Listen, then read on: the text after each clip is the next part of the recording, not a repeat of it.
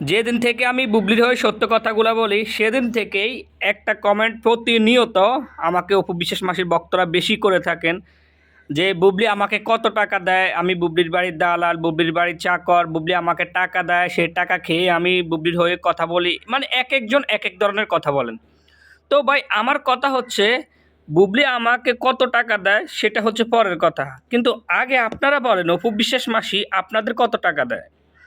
আমি আগে দেখতে চাই অপু বিশ্বাস মাসি আপনাদের কত টাকা দেয়। আমি যদি দেখি যে বুবলির চেয়ে অপু বিশ্বাস মাসি আপনাদেরকে টাকাটা একটু বেশি দিতেছে, তাহলে আমি আর বুবলির হয়ে কথা বলবো না, আমি অপু বিশ্বাস মাসির হয়ে কথা বলবো। কারণ যেদিকে টাকা বেশি সেদিকে তো কথা বলা উচিত।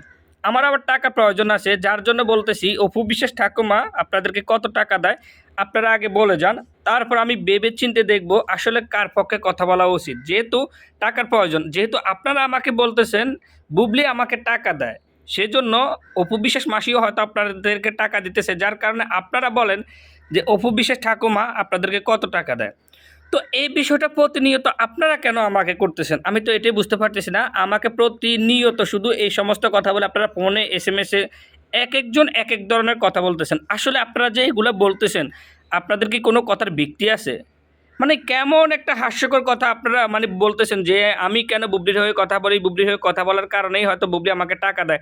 কেন একজন নিরপরাধ মানুষকে আপনারা এইভাবে ধরে মানে তার উপর দোষ চাপিয়ে দিতেছেন, আপনাদের কাছে ভালো লাগতেছে? এই যে আপনাদের অপবিশ্বাস মাসি এক একবার এক এক জায়গায় গিয়ে শবনম ইয়াসমিন বুবলিকে এভাবে বাংলাদেশের মানুষের কাছে ছোট করতেছে, শবনম ইয়াসমিন বুবলিকে শাকিব খানের কাছ থেকে আলাদা করার জন্য অপবিশ্বাস মাসি অনেক ধরনের ষড়যন্ত্র করছে।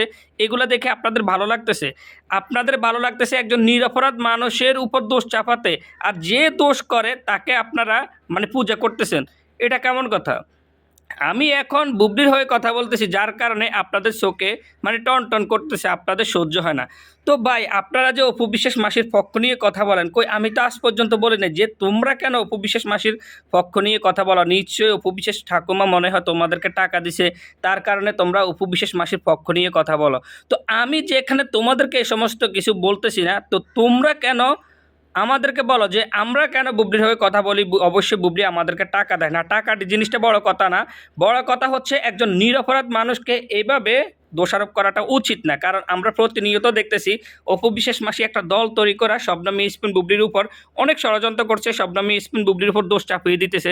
তো আমরা সাধারণ পাবলিক হয়ে যদি সবাই এভাবে একজনের উপর দোষারোপ করি, কারণ আমরা তো দেখতেছি আসলে কে সঠিক কে ভুল। আমরা তো দেখতেছি অপু বিশ্বাস মাসি প্রতিনিয়ত এক একবার এক এক জায়গায় গিয়ে এক এক ধরনের কথা বলে।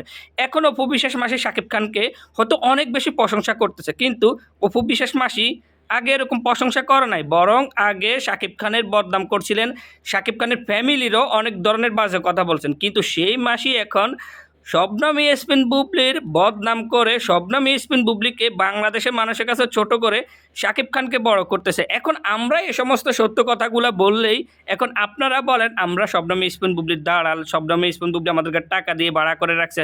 বা আপনারা তো ভালো খেলোয়াড়, আপনারা তো খেলোয়াড় খুবই ভালো। আচ্ছা যাই হোক, আমরা না হয় শবনম ইয়াসমিন বুবলির দালাল বুঝলাম, আমাদেরকে টাকা দিয়ে ভাড়া করে রাখছে, সেই জন্য বলতেছি আপনাদেরকে মাসিক কত টাকা দেয় সেই হিসাবটা আগে বলেন। যদি মাসি আপনাদেরকে টাকা বেশি দেয়, টাকার পরিমাণটা মাসি আপনাদেরকে বাড়িয়ে দেয়, তাহলে আমি চিন্তা করে দেখব বুবলির চেয়ে যদি মাসি আপনাদেরকে টাকা বেশি দেয় তাহলে হয়তো আমাকেও টাকা বেশি দিতে পারে। তাহলে আমি আর বুবলির হয়ে কথা বলবো না, আমিও অপু বিশ্বাস মাসির পক্ষে চলে যাব। অপু বিশ্বাস মাসির বিষয়ে সব দোষ গুণ দেখেও অপু বিশ্বাস মাসির পক্ষ নিয়ে কথা বলবো।